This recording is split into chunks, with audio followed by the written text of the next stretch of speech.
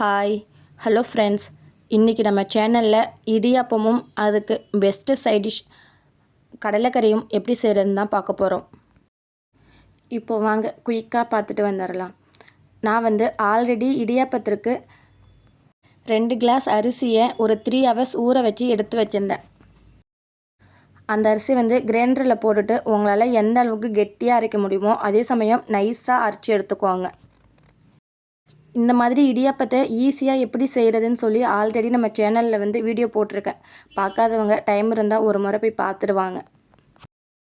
மாவு அரைக்கும் போதே தேவையான அளவு உப்பையும் சேர்த்து நல்லா நைஸாக அரைச்சி வேற ஒரு கிண்ணத்தில் எடுத்து வச்சுக்கோங்க.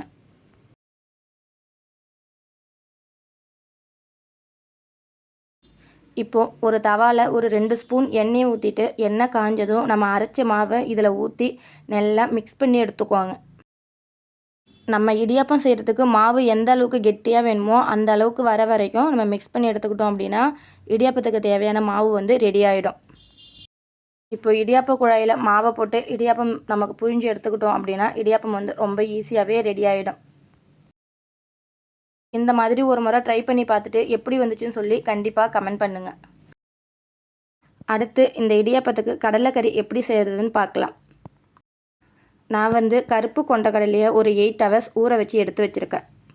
இப்போது அதை ஒரு குக்கரில் சேர்த்துட்டு ஒரு பிரிஞ்சி இலை, ஒரு சின்னதாக ஒரு பட்டை, 2 கிராம்பு, 2 ஏலக்காய், இதுக்கு தேவையான அளவு உப்பு, இது எல்லாத்தையும் போட்டுட்டு ஒரு கொத்து கருவேப்பிலையும் உருவி சேர்த்துட்டு இதுக்கு ஒரு 1/2 ஸ்பூன் மஞ்சத்தூள், இது எல்லாத்தையும் போட்டு கொண்டக்கடலை முழுகிற அளவுக்கு தண்ணியை ஊற்றி ஒரு 8 விசில் வச்சு எடுத்துக்கோங்க. அடுத்தது இதுக்கு ஒரு மசாலா ரெடி பண்ணணும். அதுக்கு ஒரு பேனில் 2 ஸ்பூன் எண்ணெய் போட்டுட்டு ஆல்ரெடி துருவி வச்சுருக்கிற தேங்காய் துருவல் 2 ஸ்பூன் சேர்த்துக்கோங்க.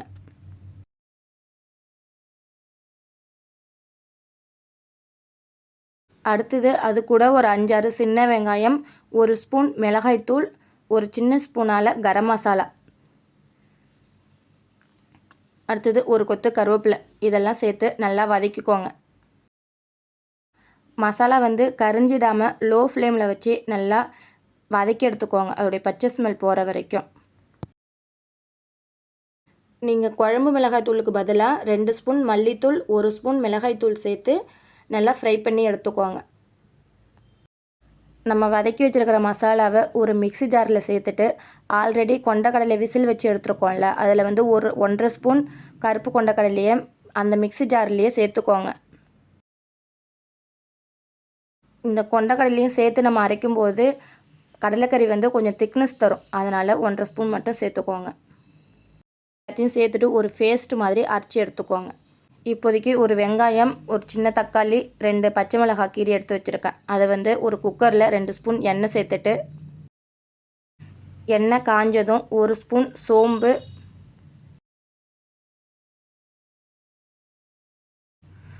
ஒரு கொத்து கருவேப்பிலை, நம்ம கட் பண்ணி வச்சுருக்கிற அந்த 2 கீரி வச்சுருக்கோம்ல பச்சை மிளகாய், அதையும் சேர்த்துட்டு வெங்காயத்தையும் சேர்த்து நல்லா வதக்கி எடுத்துக்கோங்க. உங்களுக்கு இந்த கடலைக்கறி கேரளா ஸ்டைலில் வேணும் அப்படின்னா நம்ம எந்த இடத்துலலாம் எண்ணெய் யூஸ் பண்ணணுமோ அங்கே தேங்காய் எண்ணெய் யூஸ் பண்ணிக்கோங்க. அந்த டேஸ்ட்டும் ஃப்ளேவருமே நல்லாயிருக்கும். இப்போ தக்காளியும் சேர்த்து மிக்ஸ் பண்ணிவிட்டு வெங்காயம் தக்காளி வதக்கிறதுக்கு மட்டும் தேவையான அளவு உப்பு, மஞ்சத்தூள் இதெல்லாம் போட்டு வதக்கிக்கோங்க. வெங்காயம் தக்காளி வதங்கினதும் 1 ஸ்பூன் இஞ்சி பூண்டு பேஸ்ட்டு சேர்த்து வதக்கிக்கோங்க.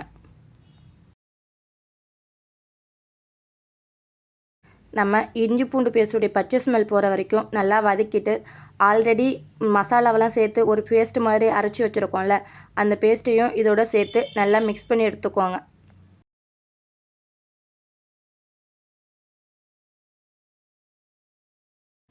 லைட்டாக வதக்கி விட்டுட்டு நம்ம இதுக்கு கடலைக்கறிக்கு தேவையான தண்ணிலாம் சேர்த்துக்கலாம். நமக்கு எந்த அளவுக்கு கடலைக்கறி வேணுமோ அந்த அளவுக்கு தண்ணி சேர்த்துட்டு உப்பு, காரம் எல்லாம் இருக்கான்னு செக் பண்ணிக்குவாங்க. அப்படி ஏதாவது குறைஞ்சா கூட நீங்கள் இந்த டைமில் சேர்த்து நல்லா கொதிக்க வச்சுக்கலாம். இப்போது நீங்கள் ஒரு 5 நிமிஷம் நல்லா ஹை ஃப்ளேமில் வச்சு கொதிக்க வச்சிங்க அப்படின்னா நல்லா வீடே கமகமன்னு வாசனை வரும். அந்த அளவுக்கு கொதிக்க வச்சுட்டு ஃபைனலாக இதுக்கு ஒரு தாளிப்பு தரும்.